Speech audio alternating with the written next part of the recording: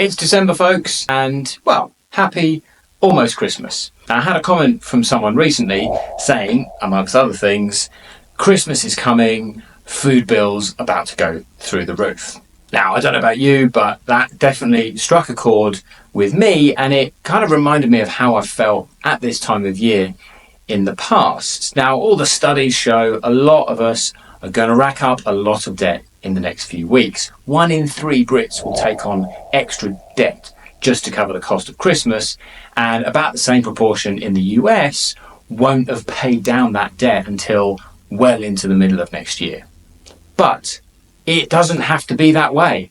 And so in this video, I kind of just want to give you a bit of encouragement, give you a bit of a pep talk, and importantly, some ideas to help you if you think you might be one of those people who's going to be saddled with extra debt come January, or if you've been there before and maybe you're worried history's going to repeat itself. It's a time of year for getting together with friends, with family, making some great memories, maybe having a break from work if you're lucky, but it can also be a time of a lot of stress. And as you think about what you might be spending in the coming couple of weeks, food might not necessarily be the most expensive category that you have in mind, but it can certainly be something we spend a lot more on this time of year than normal, and there's a lot of overindulgence that might be going on this month too. So, coming up, I've got 3 really simple, really powerful strategies you can use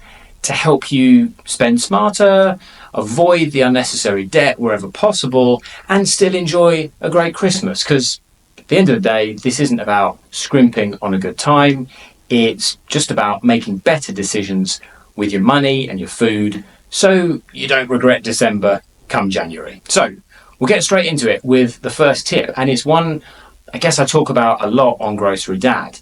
And that is the importance of shopping with purpose. Now, I feel as though Christmas shopping isn't just about the what, it's really about the how. Because right now, stores are designed to part you with as much of your cash as possible, yeah? Big displays of these kind of limited edition things, gift baskets, giant tubs of snacks. It's all designed to make you think you need it. But basically, you don't. Instead, what you need is a plan. So you start with a clear list of what's actually needed. Doesn't matter whether it's dinner, festive nibbles, snacks, Boxing Day, whatever, but focus on the basics. The fresh produce, the proteins, the pantry staples. And remember, when you take that plan into the grocery store, just try and do as best you can to stick to the perimeter of that store, because that's where the real food is. You know, the stuff that's generally the best for you and the best value for money too. They're going to put those desserts, you know, those mince pies, all that stuff. It's going to be all over the store right now. But is it worth 15, 20 bucks when you could bake something better for half price at home? You know, now I'm not saying don't treat yourself. I'm certainly going to treat myself. We've got a box of those little celebration type chocolates in the cupboard, and they're going to last us all through Christmas. But make sure it's your decision more often than it is the stores. Now, the second thing I focus on a lot at this time of year is promotions, or more accurately, avoiding those promotions. Because at this time of year, every other item seems to be marked down or on offer, doesn't it? Looking beyond just food, right? We've now got Black Friday, we've got Cyber Monday, then we've got Christmas markdowns, and it's just this big circus aimed at making you feel like you're missing out if you don't buy. But the truth is, a lot of those so-called deals aren't really deals at all. Now, there's loads of research out there showing 99% of Black Friday deals aren't actually cheaper than they've been earlier in the year. So, of course, it's fun to get new stuff, but in a lot of cases, it's just stuff that you never needed in the first place. So, if you bring that back to food, it's the same principle, really. There's a lot of products that have been made to look like a good deal because they've been sold at a higher price for maybe a week or two, you know, specifically so that they can make that comparison and make us think we're getting this great bargain. But it's also a time of year when big brands and retailers are trying to drive a lot of volume and get you eating more than you would normally. So again, I'm always thinking, what do I actually need? I get that on a list, and then I keep an eye on those prices. I make the price comparisons, but I always try and keep coming back to, do I really need this? And this goes for food just as much as it does something like, electronics. It's just the price tags are smaller at the food store, so you might not notice it as much when you're overspending. With food, it might be those kind of buy one, get one free type of offers. Maybe it's the mince pies or the chocolates or the Christmas puddings. And, you might have a dozen people coming around yours at the weekend. So, okay, cool. That's all great.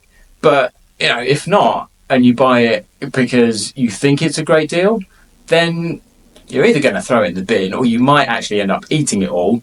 And then you've got a bigger waistline and a smaller bank balance to deal with come the new year. I know some people, maybe even a lot of people, could be doing it tough this year. Mortgages are going up, companies are laying people off. Now, Grocery Dad is all about sharing ideas and ways of coping with different challenges. So, what's your biggest challenge during the holiday season? Overspending, overindulging, maybe just trying to keep things organised? Drop it in the comments. I'd love to hear your thoughts. And if you've got a tip or some sort of family tradition that helps you to keep the chaos in check, share it, because you never know. It might inspire someone else to try something new. Now, the final thing that makes a massive difference to your spending, actually throughout the year, but especially at Christmas, is when you track it. Now, this is, in my belief, arguably the single most important habit to help you avoid overspending.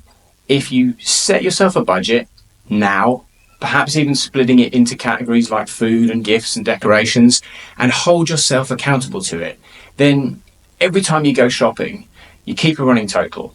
You could be doing that on your phone, like an app, or just good old-fashioned pen and paper.